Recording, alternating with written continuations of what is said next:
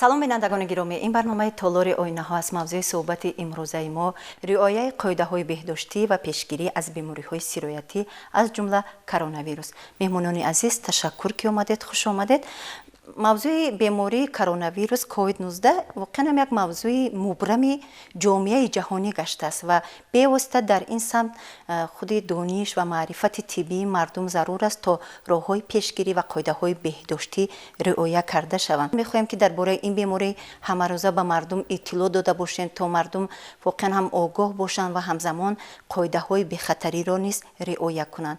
ва мавриди суҳбат қарор додани мо имрӯз дар ин бобат он аст ки бевосита масалан бо фарорасидани фасли тобистон эҳсос мешавад ки бо паст шудани шиддати ин беморӣ дар ҷомеаи Тоҷикистон эҳсос мешавад ки мардум то як андоза фориғбол шуданд ва то як андоза гӯем ки аз қоидаҳо, аз риояи онҳо дуртар рафтанд. вирусҳои коронавирусҳо зиёда аз чил намуд мебошанд, лекин ин коронавирусе ки нав гуфтанд коронавирус COVID-19 ном ёфтааст, беморие ки асосан дар ҳолати вазми шудан роҳҳои нафасро ба худ гирифтааст ва беморшавӣ роҳҳои нафас хусусан илтиҳоби шуш дида мешавад.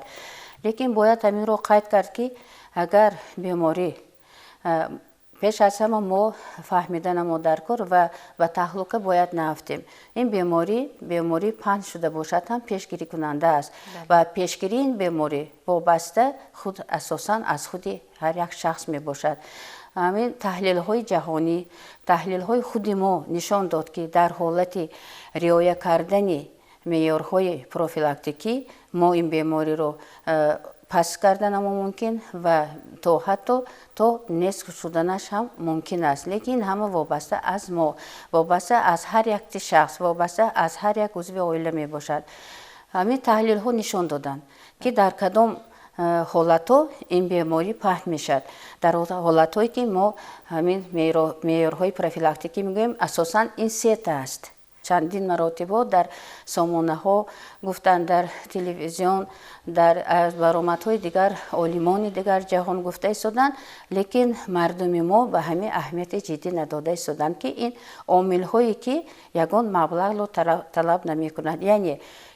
яъне ҳама доимо дар ҳолате ки то охирон коронавирус аз ҷумҳурии мо бартараф мешавад, мо бояд ниқобро доимо дошта бошем. дуюм, ин истифода бурдани масофа. истифода бурдани масофа нисбати дигар бемориҳои монанди зуком 1 метр буд. мо ин ҳама вақт ба мардум мефаҳмодем. ҳозир 180 сантиметр то 2 метрро мо ин масофаро бояд иҷро кунем. сабабашро баъд мефаҳмонем барои чӣ 2 метр. сеюм, тоза нигоҳ доштани дастон. ҳамин се сабабҳои асосие ки ҳамин беморӣ кам мешавад ва аз паҳншавии он кам мешавад, аз як бемор ба бемори дигар намегузарад. лекин сад афсӯс ки вақтҳои охир як ҳолате буд, мардум инро фаҳмиданд, инро риоя карданд. лекин ҳафтаҳои дуюм ҳаст ки мо назорат мекунем ки аллакай мардум озод шуданд.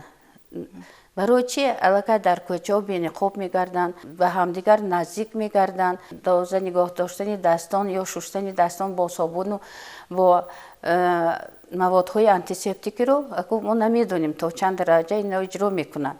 лекин ҳамин дар кӯчаҳо гаштан бениқоб, дар ҷоҳое ки бозорҳо мегӯем, ягон ҷоҳои ҷамъияти чанд нафар ҷамъ шуда байни якдигар наздик ҳамсӯҳбат мешаванд, инҳо аллакай хато аст. фақат ҳамин гуфтанӣ ҳастам ки мардум камтар ҷиддияти ин бемориро фаромӯш карданд. ҷиддияти ин беморӣ ки одамоне ки мардуме ки дар оилаи онҳо ин беморӣ ба вуҷуд омад ва аллакай медонанд ки то чанд андоза ин ҷиддӣ аст. барои ҳамин мардум бо як бор дигар аз мардуми тоҷикистони азизи худ хотиррасон карданӣ ҳастам ки илтимос ҳамин меъёрҳои профилактикиро ҳатман иҷро кунанд. баъзеҳо бо он ки масалан шояд ки фасли хунукиҳо سپری شد و مثلا گرمی اومد شاید به همین نظرن که این بیماری هم با همین مثلا از بین می رود و تا یک اندازه مثلا معلوم است که مثلا روح و روان انسانی است که میخواد به کوچه برایت، میخواد که مثلا هوای آزاد باشد، میخواد که در مناسبت باشد، ولی پیش از همه آنها باید واقعا هم که دانند که مثلا تا از بین رفتن این بیماری رعایت حتمی ان همین قاعده ها ضرور است. باید همین رو گفت که در جمهوری ما کرانتین اعلان نکردند. این خیلی خوب است. اما مردم این رو باید فهمند. یعنی که وقتی که کرانتین اگر اعلان کرده میشد مردم باید در خانه می نشستند. لیکن حاضر کرانتین نیست، اجازه داده شده است که میبران در بیگاه سحر میتونن در جاهای اگر مسافه معیارهای پروفیلاکتیکی رو اجرا کنند بیمالول برآمدن به کوچه ها سیر و گشت کردن ممکن است، لیکن قاعده ها رو اجرا کردن در کار است. اما مردم همین رو فراموش کردند. وقتی آخر فراموش کردن. من با گفتم که حالا در تاجیکستان این بیماری وجود دارد و زیاد شوی کم شوی این بیماری همش وابسته از خود هر یک شخص، هر یک مردمی تاجیکستان هست. اما در حاضر گفتید هوای گرمی، ما هم طبیبان فکر میکردیم که اگر هوا گرم شود در هوای گرم ویروس ها نابود میشوند. در هوای گرم ما فکر کردیم که همین هوا که گرم شد ویروس ها نابود میشوند. که تا یک اندازه این درست است، برای اینکه در وقتی در کوچه همون بیمار گشتن یگان در وقتی عطسه زدن سلفه زدن همون اگر ویروس وجود داشتد به زمین فرود در یک معیار معین و نابود میشود. برای همین داشتن مسافه بین همدیگر خیلی مهم است. اگر در همین حالت مسافه نزدیک باشد و کسی بیماری که عطسه زد یکی سلفه زد همین تا 2 متر ویروس میگویم آمده میفرود. لیکن نزدیک باشد و همون شخصی در نزدیک بوده به شدنش ممکن و این شخص رعایت گرفتنش ممکن است. سلامت باشد. محترم زویرف، ببینید 3 قاعده که معلمه گفتن، این 3 قاعده اصلا گیریم نوابسته از اونی که این بیماری مثلا هست یا نیست باید رعایت شود، با اون معنی که مثلا خب قاعده های بی خطری رو باید رعایت کنیم، ولی مثلا شروع از همین شستن دستان، شروع از رعایت یعنی فاصله.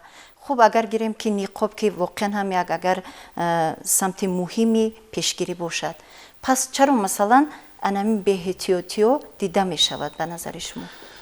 من همین رو درک کردن است که حالا با گفته معلمه هم من طرفدار هستم، راضی هستم. از وقتی که اعلان شدن اپیدمیا و پاندمی کووید 19 که در جهان شروع شد، در اینجا حتما مد نظر در اول حکومت جمهوری تاجیکستان با وزارت تندرستی جمهوری تاجیکستان در اینجا نقشه چاره‌بینی ها ترتیب دادند.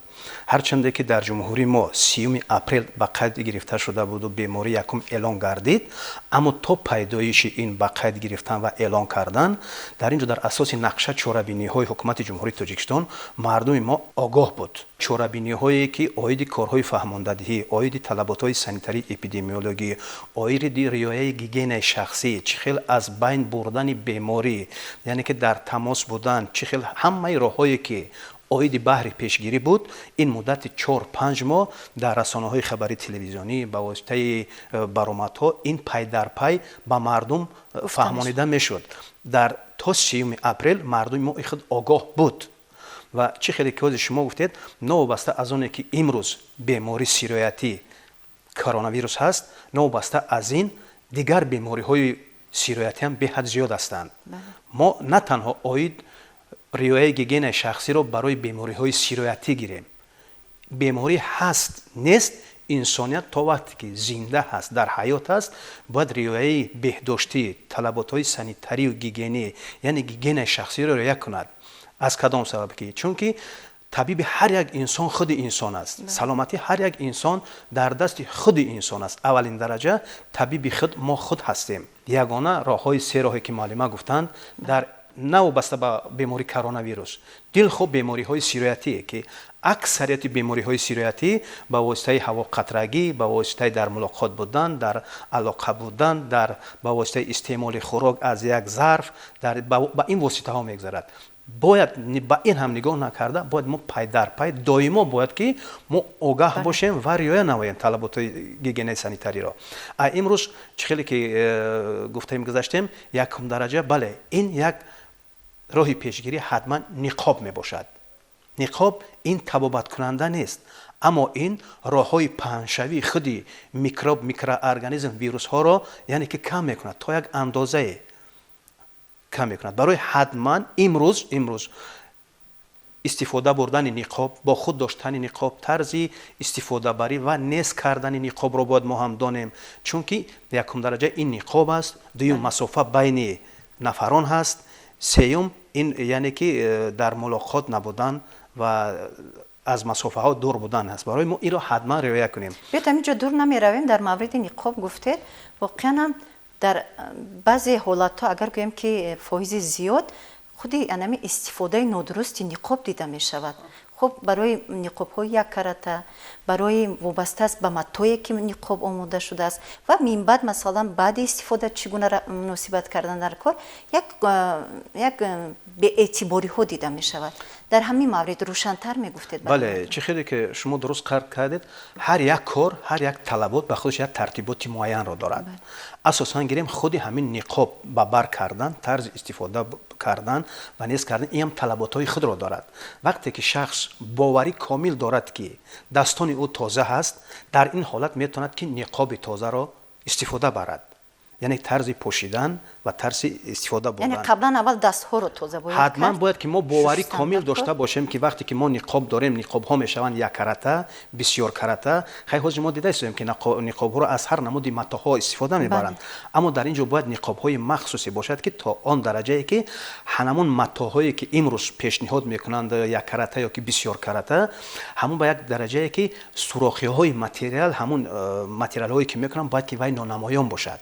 یعنی که با کدام خاطر چقدر باید زیچ باشد که وقتی که شخص به بر میکند در حالت اقصا زدن یا سلفه کردن همون مقدارهای خردترین میکرومولهایی که میگیم از آب دهان شخص به بیرون میرود باید که در دیواره های همین داشته شود. از کدام خاطر است؟ یعنی که با صفت خود نقاب باید که اول اهمیت جدی داد. وقتی که ما باوری داریم که نقاب بخطر است نقاب تازه داریم دستان ما تازه است یعنی که پیش دست ها رو ما تازه کردیم بی ضرر کردیم نقاب رو ما با روی کردیم اما تو حالتی که ما اگر نقاب رو از روی نگیریم باید که ما با دستان افلاس با نقاب با چشم با دهان دست نزنیم.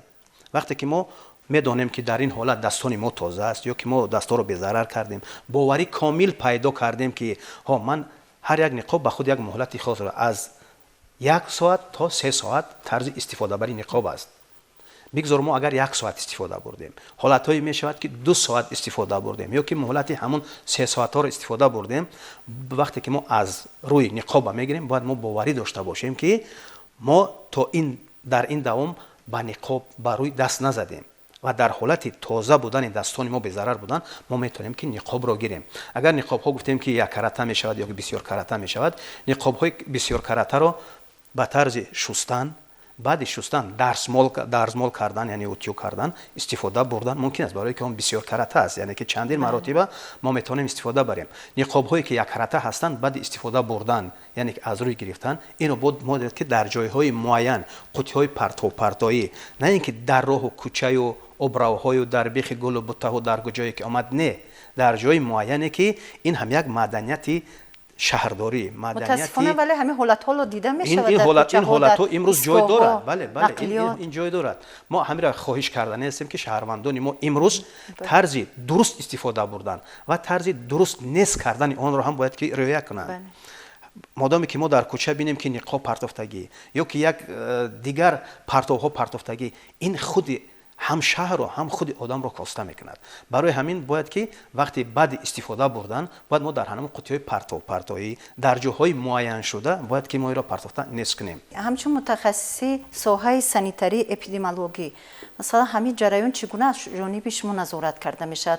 من به واسطه میخواستم که شما واضح‌تر برای مردم فهمونید اونی که مثلا дар баробари масалан беэътибори нисбати ниқоб ҳамчунин мардум ба бозор мераванд, ба фурӯшгоҳҳо мераванд, дар нақлиёт савор мешаванд ва ҳатман ки фикр мекунем ҳамун ҷанбаҳои санитариро бояд ҳатман риоя кунанд ва як назорат ҳам бояд бошад, чӣ ба мутахассисини соҳаҳо ва чӣ ба ҷониби мардум. кори асосии соҳаи санитарии эпидемиологӣ ин корҳои назоратӣ ва корҳои фаҳмондаҳии профилактикӣ мебошад. новобаста ки имрӯз пандемия эълон шудааст, бале имрӯз кор дар ҳамаи соҳаҳо, на дар соҳаи тандурустӣ, дар тамоми соҳаҳои ҷамъияти имрӯза, яъне ки пурзур карда шуда, асосан дар соҳаи тандурустӣ. новобаста аз ин ки буд набуд, назорати мо давом дошт. вақте ки мо вориди бозор мешавем, вориди ягон ҷойҳои ҷамъиятӣ мешавем, аз тарафи кормандони мо фаҳмонда мешавад. аммо ман гуфта гузаштагим ки ҳар як шахс бояд фаъол бошад. ҳеҷ вақт бояд ки мо бетарафиро нагирем, чунки бетарафӣ ин оқубати хубӣ надорад. ҳар як беморӣ сироятӣ ҳам зиён ба худи мо аст, ҳам ба ҷомеа аст. агар мо имрӯз гӯем ки COVID-19 нест, дигар бемориҳои вирусӣ бисёр ҳастанд, бемориҳои шадиди роҳи нафас бисёр ҳастанд, ки мо метавонем ки аз дигар бемориҳо сироят ёбем. аммо чӣ хеле ки муаллимаи муҳтарам гуфтанд, имрӯз дар ҷумҳурии Тоҷикистон ва дар он давлатҳое ки хуруҷи ин беморӣ ба қайд гирифта шуда буд, ин ҳаст, имрӯз ҳаст, давом дорад. аммо дар ин ҷо ман як мушоҳида кардам ки мардуми мо муддати 10 рӯзи охир беҳад беаҳамиятиро пеша карданд ки ин роҳи хубӣ надорад. бале ҳарчанд ки як ба пасшавӣ омада бошад, ин ҳам ташаббуси худи шаҳрвандон, худи ҳамин истиқоматкунандагони ҷумҳурии Тоҷикистон буд. дар ҳамин моҳ мардум ба куллӣ риоя мекарданд. дар назди хонаҳо кӯдакҳоро намедидӣ, одамони бекорро намедидӣ, кӯчаҳо озод буд. касе ки дар кӯча ё дар дигар ҷоҳо сайру гашт мекард ё ки ба кори ҷамъиятӣ машғул буд, ба кори шахси худ равона буд, ҳатман бо худ ниқоб дошт. ҳарчанд имрӯз ки мо мегем ки COVID-19 коронавирус ҳаст, ин ҳаст, аз байн нарафтааст. вақте ки аз байн меравад, созмони милали муттаҳид худаш, ташкилоти умумии ҷаҳонии тандурустӣ ва ҳукумати ҷумҳурии Тоҷикистон дар баробари ин бо вазорати тандурустӣ эълон мекунанд. аммо имрӯз мо бояд фаромӯш накунем ки коронавирус ҳаст, вуҷуд дорад, ҳаст. имрӯз ҳар як беморӣ, имрӯз мегӯянд ки беморӣ вазмин аст, сабук аст, миёнавазмин аст. беморӣ сироятӣ ин ягон хештаворӣ надорад. тамоми сину соли нафарро дар бар мегирад, он нигоҳ намекунад. вай шахси хурд аст, калонсол аст, ё пиронсол аст, ё кӯдаки навзод аст, дар дил хоҳ ҷое ки вирус бошад, ба таъсири худро мерасонад. бояд ки ҳар як беморӣ ки ход он бигзор ки сабук бошад ё ки вазмин бошад, инро бояд мо ҳамчун беморӣ вазмин қабул кунем, чунки беморӣ гузаранда ҳаст, беморӣ сироятӣ ҳаст. бояд ки мо роҳи пешгир инро пешаи худ кунем бо ҳамун усулҳое ки чӣ хеле ки тавсияҳои мутахассисон гуфтанд, бо ҳамун роҳҳо. яъне ки муносибати ҷиддӣ ҳатмӣ аст. муаллима, мо фикр мекунем ки воқеан ҳам дар баробари он ки масъулини вазорату идораҳо инҷо роҳандозӣ шуданд, то як андоза як масъулият, як серташвиш ҳастанд, инҷо маърифати тиббии мардумро баланд бардоштан дар кор аст, то мардум воқеан ҳам огоҳ бошанд, на танҳо дар бобати ин беморӣ, умуман дар бобати масалан дигар бемориҳо. ҳақиқатан дуруст қайд кардед. мо бояд ҳаминро гӯем ки пеш аз ҳама нисбати COVID-19 аллакай бисёрҳо суханҳо гуфта шуд, лекин ҳаст беморие ки бе аломатҳои клиникӣ мегузарад. худи кас ҳис намекунад, лекин вай мумкин гирифтори ҳамин беморӣ аст ва аз ҳама бадӣ дар он аст ки ҳамин одам шахс гашта чандҳо нафар одамонро ба беморӣ гирифтор карданаш мумкин аст ки интиқолдиҳанда аст ки дар ҳамин ҳолат бо пӯшидани ниқоб, нигоҳ доштани масофа, ин хеле муҳим аст. амро таъкид кардани ҳастам ки дар оилае ки ягон бемор пайдо шавад, худи ҳамин аъзоини оила бояд фаҳманд ки ваҳо дар ҳолати карантин муддати 14 рӯз бошанд. лекин ҳамин ҳам иҷро карда намешавад. дар оила бемор ҳаст, новобаста аз кадом бемор, вай мумкин беморӣ илтиҳоби шуши бактериалӣ бошад, вай мумкин зукоми بیماری زکام موسمی باشد، لیکن به هر حال اینا باید به دکتران طبیبان مراجعت کنند. طبیبان اولیوی جای استقامت در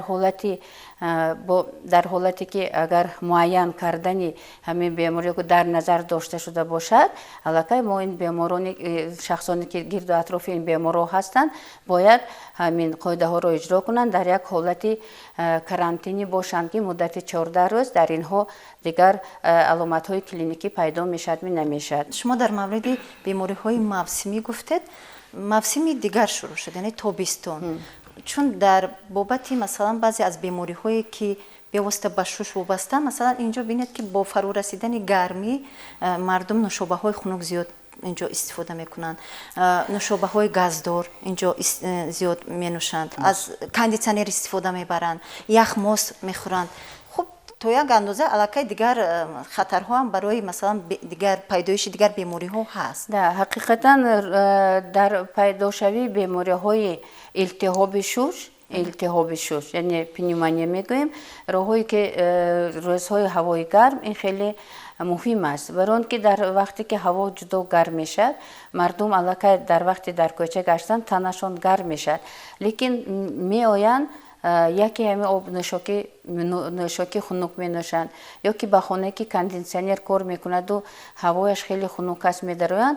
در این حالت ها گرم و خنک شدن بدن و وجود آمده پیدا شوی بیماری التهاب شش میشد. برای همین ما دائما تاکید میکنیم که اولش این که در وقت هوای گرمی با اگر علاجش باشد نبران، زیر آفتاب گرم نگردن، همین محیط را استفاده بردن در کار، همه کارشان تا گرم شدن هوا یا که پس از بیگاه بعد از ساعتهای 4-5 کمتر هوا کمتر پستر میشد، در همین حالت ها همه کارشان بود کردنشان ممکن، برای اینکه این باعثی پیداشوی پنیومونیا میشد و همین رو درک کنم که پنیومونیا که در همین تابستان پیدا میشد خیلی وزنین میگذرد. برای همین مردم یا هر یک شخص خود را باید احتیاط کند. ما اینها یک چند مراتب تاکید کردیم، یا که از یخدان ها نوشابه خنک را گرفته میخورند، یا که استفاده یخماسا، یک چند یخماس برای تنشان خنک کردن میخورند، یا دیگر نوشابه های خنک را میخورند، یا که علاقه که گفتیم به خانه های خنک کاندیشنر در یک حالت بلند با مانده باعث گرم و خنک شدن بدن باعث پیدا شوی پنیومونیا میشد. برای این ما از کاندیشنر استفاده بردن ممکن است، نه که هر یک تاش معیارهای خود را دارد. با استفاده معیارهای لازمی میتوانند ما حیات خود را سالم نگاه داشته از بیماری ها ایمن باشیم. خب باز در مورد کرونا ویروس کووید 19 تمام طبیبان جهان بانگ خطر گویم یا که یک احتیاطی یا که یک پیشگویی از موج دوم میکنن. خب شما چی نظر دارید در این مورد؟ راستی که همین پرابلم ما طبیبان رو هم به تشویش آورده است، لیکن در یگان جهان در ما همه وقت دائما میآموزیم موادها رو. در تاجیکستان این مدت کوتاه است که این کووید 19 وجود دارد، تحلیل های زیادی نداریم، از معلومات های دیگر دولت ها معلومات میگیریم. هر خیل معلومات ها هستند. مثلا عالمان روسیه میگویند که ممکن است در ماه‌های تیر ماه زمستان موج دومین پیدا شود. خیتای و خود در این باره حالی سخن نراندند، برای همین خیلی مشکل است. اندیشه ها گوناگون است، حالی یگان تحلیل معین نیست. برای همین ما بار دیگر تکرار میکنیم که ما باید آرام نباشیم، ما همه وقت جدی به هر یک روز هر یک ساعت جدی اهمیت دهیم تا آماده باشیم و تا آخران بیماری که در تاجیکستان قید شده است یا برطرف شدن آخرین بیماری در تاجیکستان قید شده، ما همه وقت خود را احتیاط کنیم. اوزی گفته گذاشتن قید کردید آینی یعنی که درجه بلندشوی دومی یعنی که چخیلی که پیک میگوییم بلندشوی ما همچه کمتر یک علاوه کردنی هستم، چخیلی که معلمان درست گفتند. اینجا در ما بلندشوی دوم درجه این نامعلوم است. این از هر یک خود ما وابسته است. اگر به شرطی که هر یک شهروند تاجیکستان همون طلبات هایی که امروز از طرف متخصصان پیشکش میشود یا که نشان داده میشود، گفته فهمانده میشود. اگر ما رعایت کنیم، من فکر میکنم که این نمیشود. اگر یک شخص بیمار همچون بی‌طرف شود، در علامت های بیماری باشد و پنهانکاری کند و مراجعت نکند و یا به خود تبابت کنید دست زند، یک بیمار، یک شخص بیمار میتواند که از 5 تا 10 نفر را بیمار کند. یک شخص در این حالتی که یک شخص از 5 تا 10 کس را بیمار کرد، یعنی که سرایت گذراند، پس 10 از 5 تا 10 کس چند کس را میتونن گذرانند؟ این در دست خود انسان است. خیلی که من پیشتر گفتم، طبیب هر یک انسان خود انسان است. در اینجا هرچند که امروز در جمهوری تاجیکستان وضعیت معتدل، یعنی که کاهش یافته است، باید که ما این را داریم و بلندشوی راه ندهیم. بله. برای چی میگویند که 14 روز موقتی کرانتینی، بعد 14 روز شخص بیمار که از بیمارخانه برآمد تحت نظارت دکتران منطقوی باز از 10 تا 14 روز دیگه قرار گیرد. شاید که در اون ویروس مانده باشد. برای که خیلی کس این معلمای محترم خوبتر میدانند، این هست که ویروس وابسته از مقدار ویروس است. ویروس خودش یک تا با وابسته شخصی که گرفتار می شود با در وجود چند قدر با ویروس بود، با کدام راه نیست شد، با کدام راه تبابت شد. باید این را باید ما پیشه کنیم. برای امروز باید که مردم خود فعال باشند. بله. ما با مردم جمهوری تاجیکستان چی گفتن هستیم که چیزی که امروز طبیبان، چی امروز حکومت جمهوری تاجیکستان پیشه کرده است، همه این کارهای فهماندهی را ما باید که اجرا کنیم. برای دولت ملت سالم لازم است. امروز وقتی آن است که باید که ما یگان ساختار به طرف نباشیم. امروز در برابر که کووید رفته ایستاده است، بیماری های سرایتی نیز بسیار هستند. بیماری های سرایتی که هست اداره شونده با واسطه واکسینه ها. امروز اکثریت ما میبینیم که از ترس و هراس بیماری کووید با بیمارخانه، یعنی که کودکانی که نوزاد میشوند باید باید که بر همان از روی کلندر تقویم باید که امدوره ها را باید گیرند و برای فلج سرخ دیگر بیماریایی که در سنی خرد، یعنی که کودکان، یعنی که بیمار میآوند، یعنی که بیماری های سرایتی که اداره شونده هستند با واسطه واکسینه ها، از پدر و مادران همون نفرانی که کودکان خرد دارند از اینم فراموش نکنند. باید که با واکسینه هایی که از روی که همون کلندر تقویمی که در 3 ماهگی هست، 1 ماهگی هست، 6 سالگی هست، این نفران را هم باید که از متن از دور نمانند، حتما با دکتران منطقوی مرکزهای سلامتی مراجعت کنند که ما یک طرف رو پیشه گرفتیم، از طرف دیگر باید فراموش نکنیم که با دیگر بیماری ها هست، اما آنها اداره شونده هستند. طرح از ما یک مسئولیت که سری وقت باید که ما همین را اجرا کنیم. بله، واقعا هم این مسئولیتی که شما گفتید، این مسئولیتی هست که به واسطه مثلا به وضع جامعه تاثیرگذار است و به واسطه آن همین مسئولیت، آن همین معرفت نقش می‌بازد تا مردم صحت باشند، سالم باشند و پیشگیری از آن همین بیماری‌های سرایتی کرده باشند. و به واسطه مقصد صحبت ما هم همین بود که باری دیگر مردم را هشدار دهیم تا بفهمند، بدانند، درک نمایند تا کجا این بیماری خطر دارد و تا کجا از مسئولیت ما، از مناسبت ما وابسته است که این بیماری کاهش یابد و من بعد پیشگیری شود و از بین برده شود. الحال باشد برای صحبت به شما تشکر میگویم. خیر بیننده های عزیز، این برنامه تالار آینه ها بود.